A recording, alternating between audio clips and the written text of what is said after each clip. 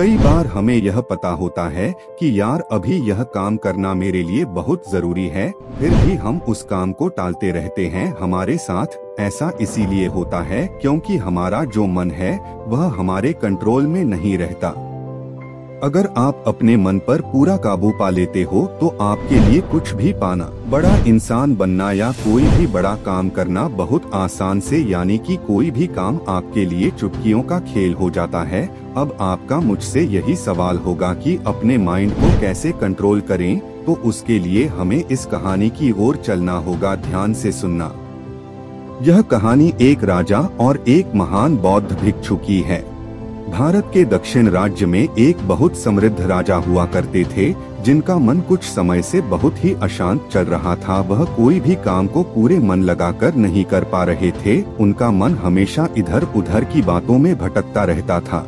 वह राजा अपने मन को शांत करने का बहुत प्रयास करता है, लेकिन उनका मन शांत नहीं हो पाता। उन्होंने अपने राज्य से बड़े बड़े विद्वानों को बुलाया और उनसे पूछा गया कि मन को कैसे शांत किया जाए। तब सारे बड़े बड़े विद्वानों ने अपना अपना उपाय बताए और वहां से चले गए, लेकिन उनका कोई भी उपाय राजा के मन को कंट्रोल नहीं कर पाया।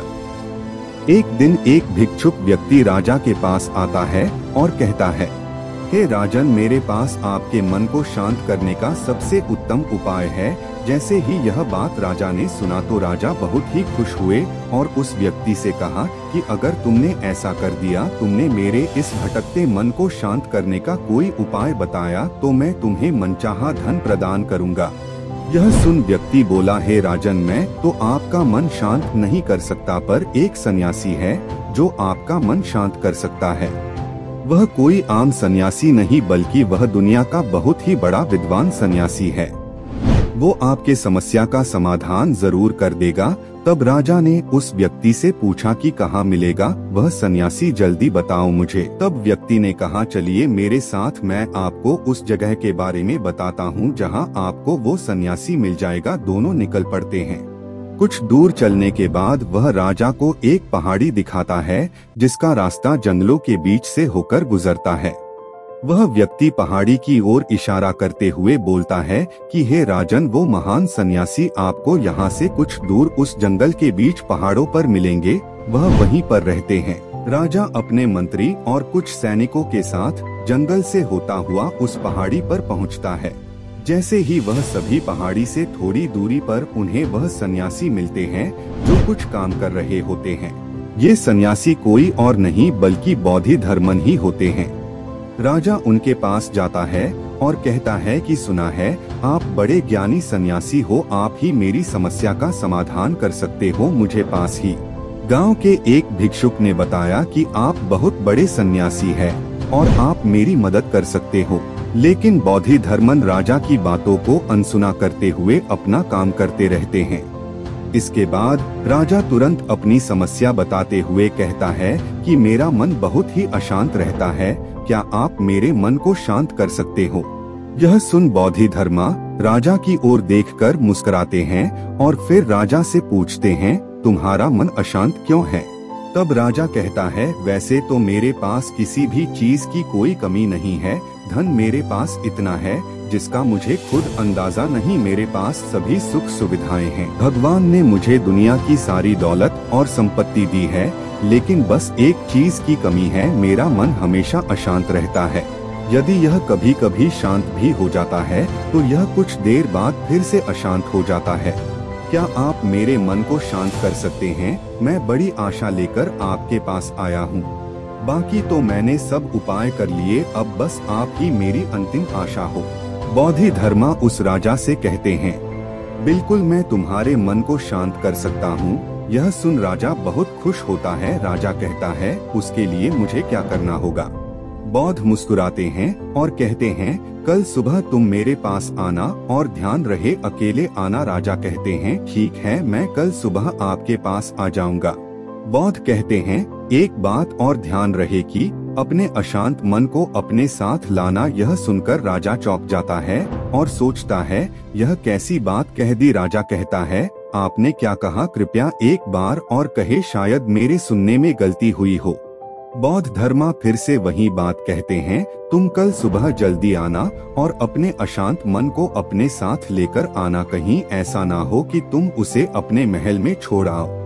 तब राजा सोचता है कि लगता है यह कोई पागल आदमी है, क्योंकि अब राजा के पास कोई दूसरा ऑप्शन नहीं था। इसलिए राजा सोचता है कि एक बार प्रयास कर ही लेते हैं। तो वो बोधि धर्मन से कहता है, ठीक है, मैं अशांत मन को साथ लाऊंगा। अगले ही दिन राजा सुबह सुबह बौद्ध के पास पहुंचता है और कहता है, मैं आ गया।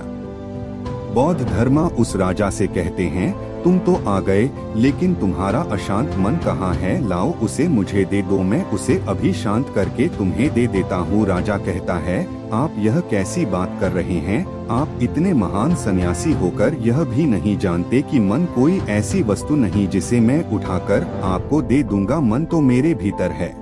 बौद्ध धर्मा उस राजा से कहते हैं, तो ठीक है, आओ यहाँ बैठो और अपनी आंख बंद करके उस अशांत मन को अपने भीतर खोजो। राजा अपनी आंख बंद करके अशांत मन को भीतर खोजने की कोशिश करता है।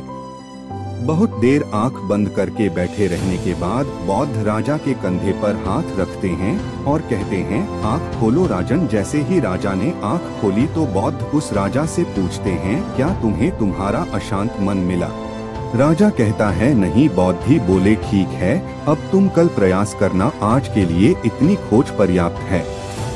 राजा अपने महल चला जाता है। अगली सुबह राजा बौद्ध के पास आता है और वैसा ही करता है जैसे कल बताया था। राजा एक स्थान पर बैठकर आंखें बंद करके अपने भीतर अपने अशांत मन को खोजने का प्रयास करता है। बहुत देर तक राजा बैठा रहता है। बौद्ध धर्मा फिर से राजा के कंधे पर हाथ रखते हैं और कहते हैं, क्या तुम्हें तुम्हारा अशांत मन मिला? तब राजा बहुत शांत आवाज में बौद्ध धर्म से कहता है, नहीं गुरुजी। फिर से वही बात कहते हैं कि कल फिर से आना और पुनः प्रयास करना। अगले दिन राजा गुरुजी के पास आया और वैसा ही करता है जैसे पूरे 2 दिन से कर रहा था। बैठता और अपनी आंखें बंद करता और अपने भीतर अशांत मन को खोजने का प्रयास करता है। बहुत देर होने के बाद हर बार की तरह इस बार भी बौद्ध धर्मा राजा के कंधों पर हाथ तो रखते हैं, पर इस बार राजा की आंखें नहीं खुलती। राजा बस अपनी आंखों को बंद करके बैठा रहता है। इस बार राजा पूरी तरह ध्यान मग्न हो जाता है। काफी समय बीत जाने के बाद वह बौद्ध धर्मा भी राजा के पास ही बैठे रहते हैं। पूरा दिन बीत जाता है, पूरी रात बीत जाती है। अब अगले ही दिन सुबह के समय राजा अपनी आंखें खोलता है और जैसे ही राजा की आंखें खुलती है, राजा अपने सिर को बौद्ध के चरणों में रख देता है और कहता है, मुझे मेरा अशांत मन तो कहीं नहीं मिला, पर वो परम शांति जरूर मिल गई जिसकी तलाश में अब तक भटक रहा था। तो दोस्तों, उस राजा की तरह हम भी अपने मन की शांति को कहीं बाहर खोज रहे होते हैं, लेकिन हमारे मन की शांति हमारे अंदर ही है। उसे शांति मन से बैठकर आपको खोजना पड़ेगा। और दोस्तों, इसी तरह हमारे साथ जुड़े रहने के लिए इस चैनल को सब्सक्राइब करना ना भूलें।